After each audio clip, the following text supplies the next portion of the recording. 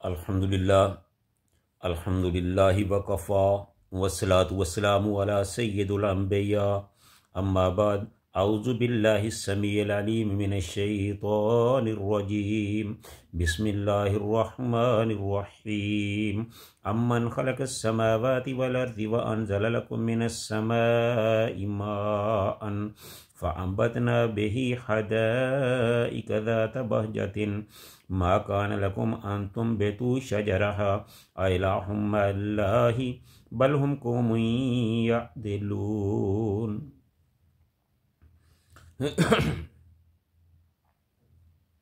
हर किस्म की हम्द व सना अल्लाह ताला की ज़ात वाला सफ़ात के लिए जो सारे जहानों का खालिक व मालिक है। हर किस्म की तारीफ़ तमहीद तस्बीह उसी के लिए कि वही सबका खालिक व मालिक है, वही सबको पैदा करने वाला है, वही सबका राज़िक़ है, वही सबका मुश्किल कुशा और हाजत रुआ है। इसी तरह लाखों करोड़ों दुरूद व सलाम इमामुल अंबिया हबीब खुदा सरचश्मे सब्र व रज़ा इमामुल हरमैन ख्वाजा बद्र हनैन इमामुल किबलतैन जद्दुल हसन वल हुसैन हज़रत मुहम्मदुर रसूलुल्लाह सल्लल्लाहु अलैहि वसल्लम की ज़ात वाला सफ़ात पर ये जो मैंने आपके सामने आयत तलावत की है, इसमें अल्लाह ताला ने अपनी तौहीद को बयान किया है। बड़े बड़े काम अल्लाह ताला ने बताए हैं कि जो उसने किए हैं और सिर्फ उसी ने किए हैं, कोई और नहीं कर सकता।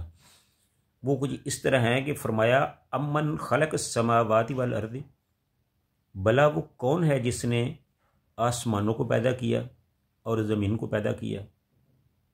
व अंज़ल लकुम मिनस समाई माअन, और फिर उसने तुम्हारे लिए आसमान से पानी को उतारा।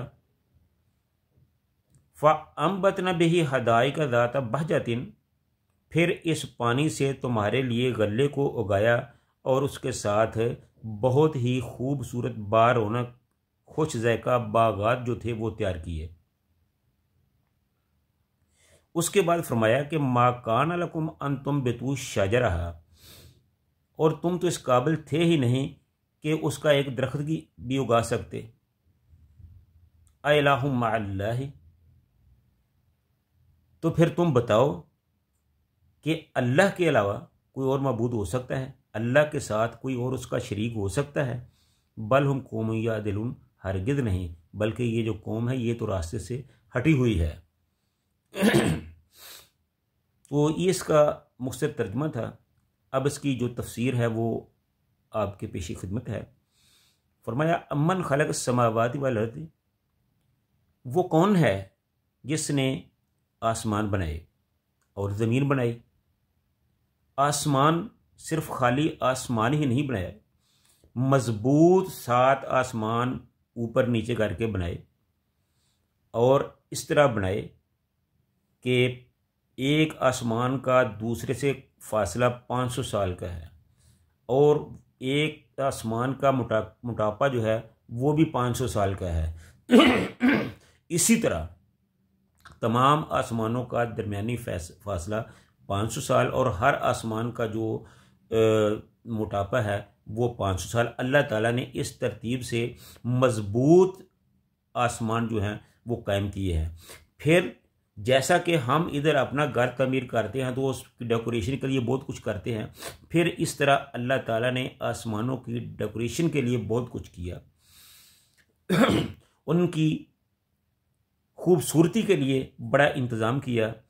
सितारे बनाए, चांद बनाया, सूरज बनाए, जन्नत बनाए, हूरें बनाई, गुलमान बनाए, फरिश्ते बनाए, अर्श व कुर्सी का इंतज़ाम किया। ये सारी चीज़ें आसमान पर हैं। तो अल्लाह ताला ने इनको एक तो आसमान इनके ज़रिए आसमान को रौनक बख्शी, और दूसरा ये बहुत ज़्यादा इंसान के लिए फ़ायदेमंद भी था। क्या कि अगर सूरज ना होता तो दुनिया ठिठर ठिठर कर मर जाती। ये जो अनाज है ये पैदा नहीं हो सकता था, अंधेरा ही रहता, दिन हो ही नहीं सकता था, लोग अपने काम वाम कर ही नहीं सकते थे।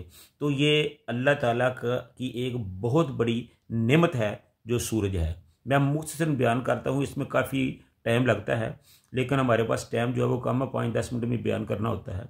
उसके बाद फरमाया वल अर्ज़ा, फिर ज़मीन को बनाया, और फिर खाली ज़मीन को नहीं बनाया, इस ज़मीन को भी बहुत सी चीज़ों के साथ रौनक बख्शी। जैसे ज़मीन पर पहाड़ बनाए, दरिया बनाए, नदी नाले कायम किए, जंगल बनाए, सहरा बनाए, बियाबान बनाए, बहुत सी और मखलूक़ात पैदा की, इंसान को ज़मीन पर पैदा किया। तो इनके रहने के लिए अल्लाह ताला ने ये सारी चीज़ें जो हैं वो बनाई। पानी के बगैर भी इंसान नहीं रह सकता, ग़ज़ा के बगैर भी नहीं रह सकता, हवा के बगैर भी नहीं रह सकता। ये सारी चीज़ें अल्लाह ताला ने ज़मीन पर बनाई, और इनको अल्लाह ताला ने इकट्ठा ही कर दिया कि अम्मन खलक़ समावाति वल अर्ज़, कौन है जिसने आसमानों को बनाया और ज़मीन को बनाया। कि जिस तरह आसमान ज़रूरी थे, इसी तरह ज़मीन भी ज़रूरी थी। जिस तरह इस आसमानों की बहुत सी खूबियां हैं, बहुत से काम हैं, इस तरह ज़मीन की भी बहुत सी खूबियां हैं और बहुत से काम है, और ये हयात इंसानी के लिए बहुत ही ज़रूरी है। आगे फरमाया व अनज़ल लकुम मिनस समाए मान, फिर उसने तुम्हारे लिए आसमान से पानी को उतारा, पानी को नाज़िल किया। इस पानी को क्या करना था, इस पानी का क्या मुसरफ था? फरमाया फ़अंबतना बिही, फिर इस पानी के साथ हमने चारा उगाया, गल्ला उगाया, अनाज उगाया, जिसको तुम यानी इंसान और तुम्हारे जानवर खाते हैं। इसके बगैर गुजारा नहीं था, और ये सिर्फ बारिश से ही मुमकिन हुआ। फिर अल्लाह ने पहाड़ बनाए, पहाड़ों पर बर्फ़ जमी, फिर वो बर्फ़ पिघली, फिर उससे दरिया नदी नाले वजूद में आए, फिर वही पानी ज़मीन के लिए इस्तेमाल हुआ। तो ज़मीन को अल्लाह ताला ने रौनक बख्शी। इसके बाद फरमाया कि हदाई का ज़ातन बह जाता, फिर सिर्फ चारा ही नहीं बनाया, इस ज़मीन पर इसकी रौनक के लिए बड़े ही खूबसूरत किस्म के बारौनक बागात बनाए, जिनमें मुख्तलिफ़ किस्म के फल थे। कहीं अंगूर थे, कहीं आम थे, कहीं अमरूद थे, कहीं खजूरें थी, कहीं नाशपाती, कहीं सेब। ये सारी चीज़ें अल्लाह ताला ने इस ज़मीन को रौनक बख्शने के लिए और इंसान की ज़िंदगी के लिए सब कुछ अल्लाह ताला ने तैयार किया। आगे अल्लाह ताला ने एक और बड़े काम की बात की, फरमाया मा कान लकुम अन तुम बेतू शजरहा, भाई तुम तो उसका एक दरख्त तक नहीं उगा सकते थे। यानी ज़मीन का एक दरख्त तक नहीं उगा सकते थे।